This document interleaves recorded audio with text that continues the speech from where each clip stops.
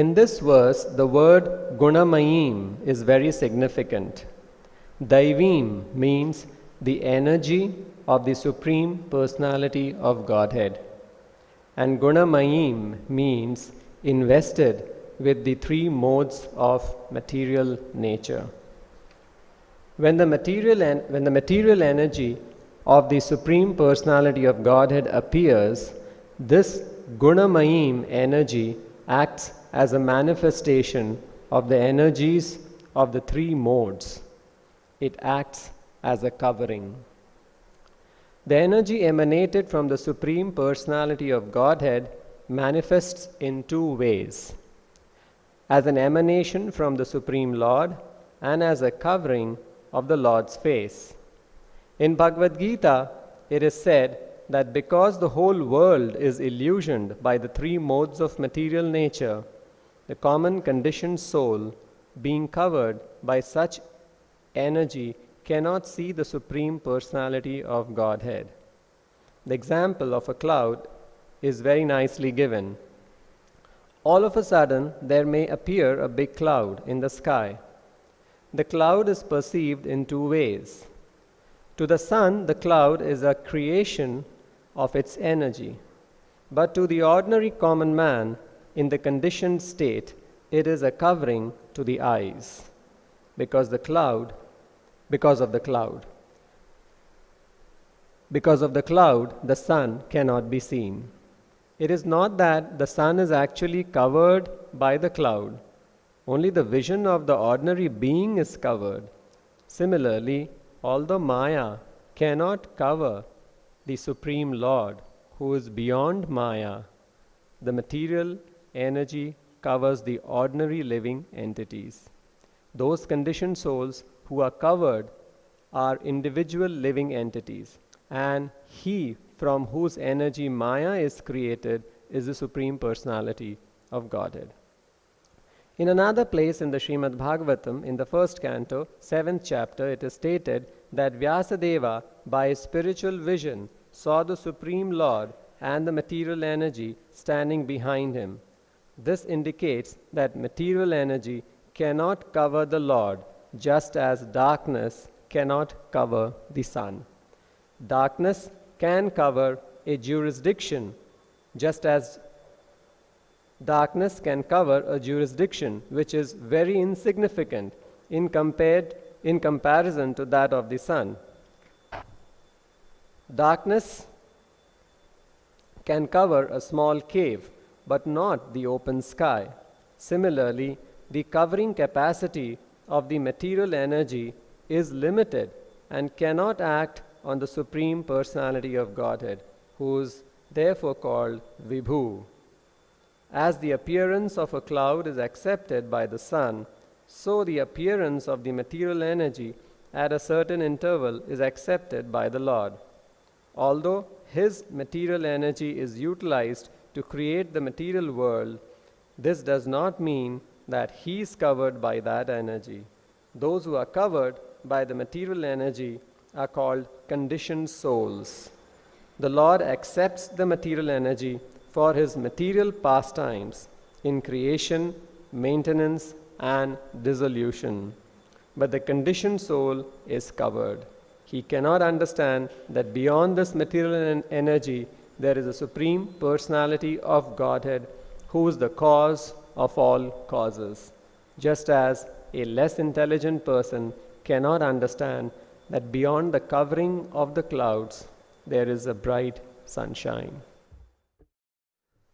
So this chapter number 26 we have just begun, and Lord Kapila is continuing to instruct his mother on the science of devotional service, and in this chapter he is talking about fundamental principles of material nature. And in this particular verse he is talking about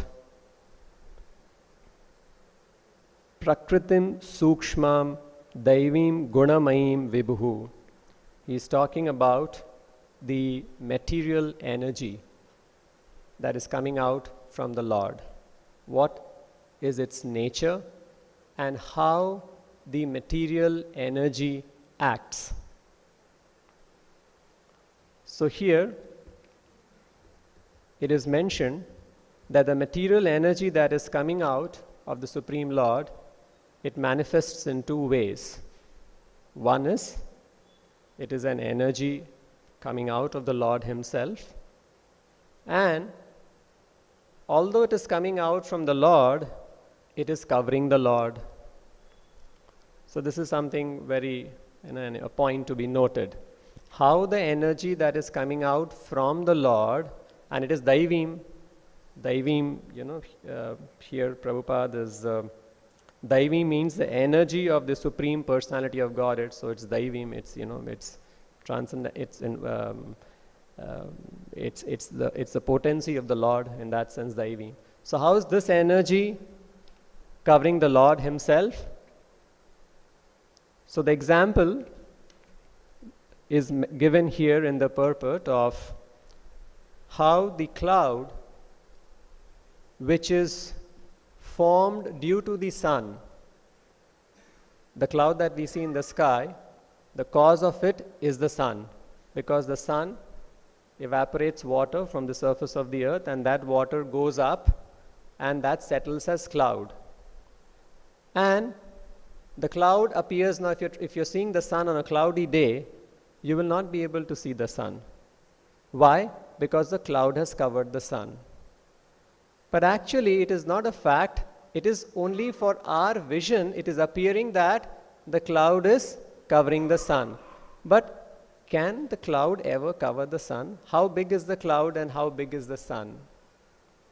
The sun is huge, vast. Cloud is a very small, tiny portion. But somehow, in front of our eye, the cloud, because it has come in front of our eyes, we cannot see the sun. So this is the way, so this is, here it is mentioned that those conditioned souls who are covered are individual living entities, and he from whose energy Maya is created is the Supreme Personality of Godhead. So the cause of Maya is the Supreme Lord, and because we are illusioned, we are conditioned, we are prone to sense gratification, and we have taken birth in this material world, is the reason why this energy of the Lord is covering us. But actually, if our determination is strong, once Prabhupada, somebody asked Prabhupada that Maya is an energy of the Lord. So when our purpose is to be with the Lord, why is this energy of God Himself covering us? So Prabhupada says, because your purpose to be with the Lord is not strong, is why this Maya is covering us. So the Lord has created this energy, this Maya energy, to cover us, because that is what our desire is. We want to be away from the Lord because we want to enjoy our senses. Just like if you want to do something, you wouldn't like the supervision of someone who can control, who can check you and tell you not to do this, this is wrong. You want to do something which is against the law, right? You will want to go away from those people who are managing the law and order, and only there you will do it, right? So that means you're not, you are, and then you can do it. So it's like a covering energy that is acting. So in the same way, this Maya, it keeps us covered, it keeps us illusioned, and the way how it keeps us covered, how it keeps us illusioned, it acts in two ways. One is, Prabhupada explains very nicely, one is the Avranatmika Shakti and the Prakshipatmika Shakti. Avranatmika Shakti means it will cover you, it will keep you illusioned in a way that you will feel everything is so nice here. Everything is so wonderful here. This is life. There is nothing beyond this. Me, my senses, my sense gratification. This is called illusion. We will be satisfied in whatever we are doing in this material world, in our material engagement. This is called Avranatmika Shakti. It will keep the conditioned soul, it will make the conditioned soul to think that he is very happy in his material existence. And he should continue to be like this. And there are so many examples Prabhupada gives, just like one example that Prabhupada gives, that even a pig thinks stool is so nice and he's so happy eating the stool, thinking this is life. If I can get stool, I become fat and then I enjoy with my other hog friends. That is life. And suppose by chance you are trying to become free from this covering, this Avranatmika Shakti, and you're trying to escape, you're trying to run away. Then there's another energy of Maya which will act and which will try to pull you down. And that is called Prakshipatmika Shakti. Prakshipatmika Shakti means that energy which is trying to pull you down, bring you back into this material world, or bring you back into your thinking that you are very happy here. Just like if a prisoner is running from a prison house, the jailers will come and catch him and tell him, no, you should be in the prison house, you should not run.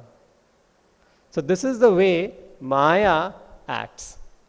It covers us with illusion, trying to make us feel that we are very happy, and if we want to run away, it will pull us down. So, if you want to be free from this Maya, from this material energy, from this illusion, from the covering that we are in, the three modes of material nature, what is this Maya? Again, it's explaining. It is the three modes of material nature under which we are helplessly acting and we are entangled. So if we want to be free from this Maya, then the only way we can be free from this material energy Maya is to be engaged in spiritual activity. We must have some spiritual engagement. Just like a child is playing, it is doing some mischief, it is making noise, and you want the child to be quiet or not to make mischief. You try to control the child will not get controlled. It will want to go on making mischief.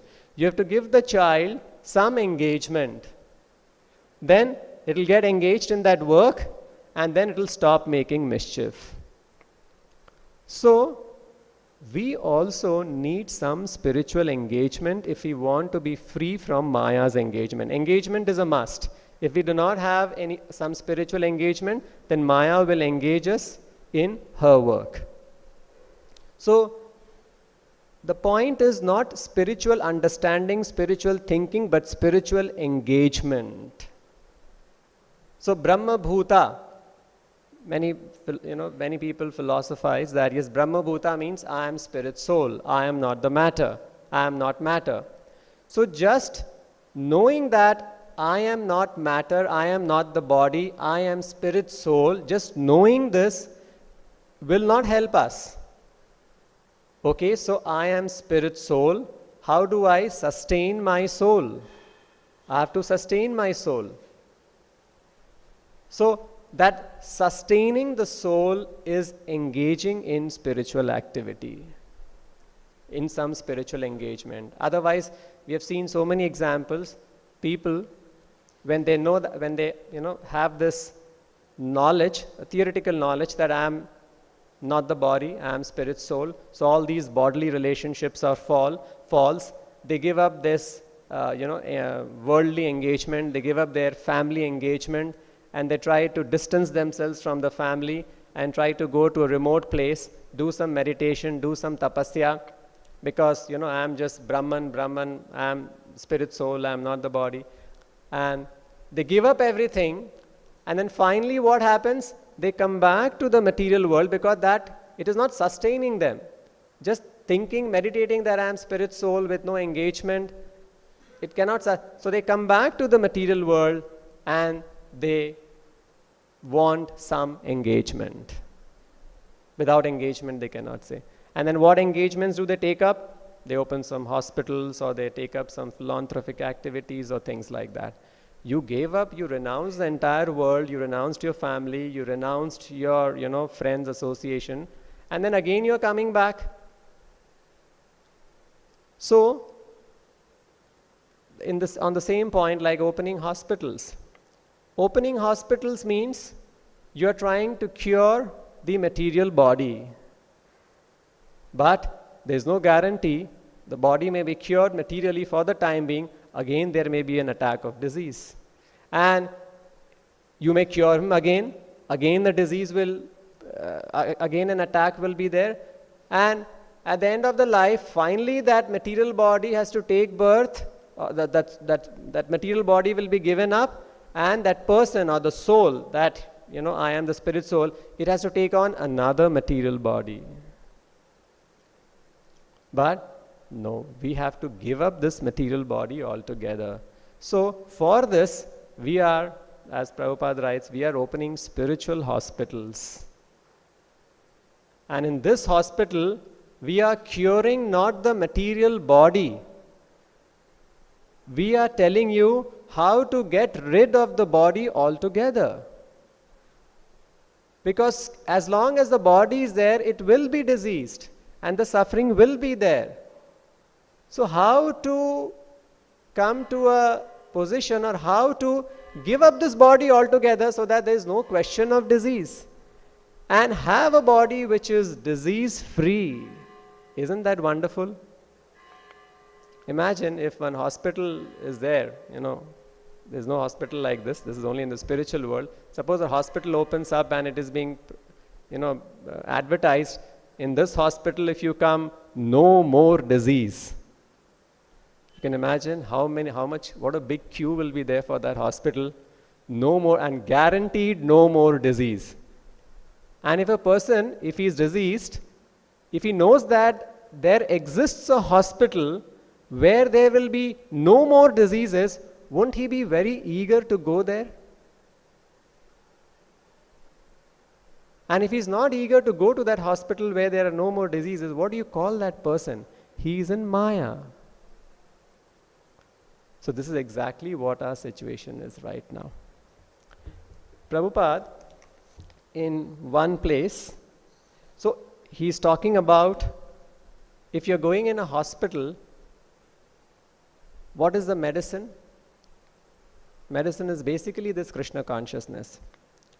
So he is writing, what is this Krishna conscious medicine that our hospital is giving? He says, he's writing in one letter to one temple president. So you are the president there. It is your duty to see that the standards of Krishna consciousness are always maintained, especially chanting 16 rounds daily, observing the 4 regulative principles. That's all. And then he says, the students must all attend morning and evening aarti and classes. So saying, if we follow this simple program along with regular sankirtan, distributing the books and preaching, then there will be no fall down. Look at this wonderful, look, I'll just read it once again. The words, Prabhupada is saying, all students, not that with some exception, must attend the morning program. And he says, if you follow this simple program, that means if we are not attending the morning program, even the simplest thing we are not able to follow. If we follow the simple program along with distributing books and preaching, Prabhupada is assuring there will be no fall down. Just like if one keeps himself clean and properly nourished by eating regularly, he will not infect disease. But if there is neglect, there is room for infection. He becomes weak and falls prey to disease. So Krishna consciousness is the medicine for the material disease. And then he writes, we know this particular quote also, but it's, in this medicine of Krishna consciousness, there is one basic ingredient. If you go to you take up any medicine, In every medicine, there is one basic ingredient, that's the active ingredient. That medicine has a name, but in that one main ingredient will be there, which is the main potency in that medicine. So he says, in this medicine, chanting Hare Krishna mantra sincerely is the basic ingredient of that medicine. Then, how do we chant sincerely? So many thoughts keep coming, so many thoughts keep racing our mind. And, we say chant sincerely means, hearing, but then we are unable to hear because mind is clouded with so many thoughts, services. So once one devotee asked Prabhupada, how will it be possible, Prabhupada, for a man whose mind is clouded with so many thoughts to chant Hare Krishna, a man who's always thinking thoughts about family, friends, and so many things. We may not be thinking of family, friends, but something else is going on in our mind. So Prabhupada says, yes, think of all the thoughts that's coming. At the same time, chant. Two things will go on, and this will conquer. As Maya is forcing you to drag you from this Krishna consciousness, you also force Maya by chanting Hare Krishna. There is a fight, and Maya will go away. This Maya is very strong. She'll force you to entice you to other path. But if you do not stop, if you chant loudly, just like Haridas Thakur was chanting and Maya could not victimize him. You know that? What was Haridas Thakur's stand? Simply chanting Hare Krishna, Krishna Krishna, Hare Hare, Hare Ram, Ram Ram, Hare Hare. Maya could not entice. Maya failed. Maya became his disciple. He did not become Maya's disciple. So this is tug of war. Don't be afraid of Maya. Simply enhance chanting and you will be conqueror. My devotees will never be vanquished by Maya. Maya cannot do anything. Simply you have to become strong. And what is that strength? Chant Hare Krishna mantra loudly. So another disciple asks, he wants to know a little more about Maya. What is this Maya? It's so powerful, such a big force it is. So what is this Maya? Prabhupada says, Maya means which drags you from Krishna. That is Maya. So the devotee asks, is it a spiritual form? Because Devi Gunamai, it's something spiritual. Devi Esha Gunamai Mama Maya. It is, it's the energy of the Supreme Lord. Is it a spiritual form? The devotee is asking. So Prabhupada writes, whatever form it may be, it is a force. We shall see the form later on. Just like a police sends a warrant, arrest.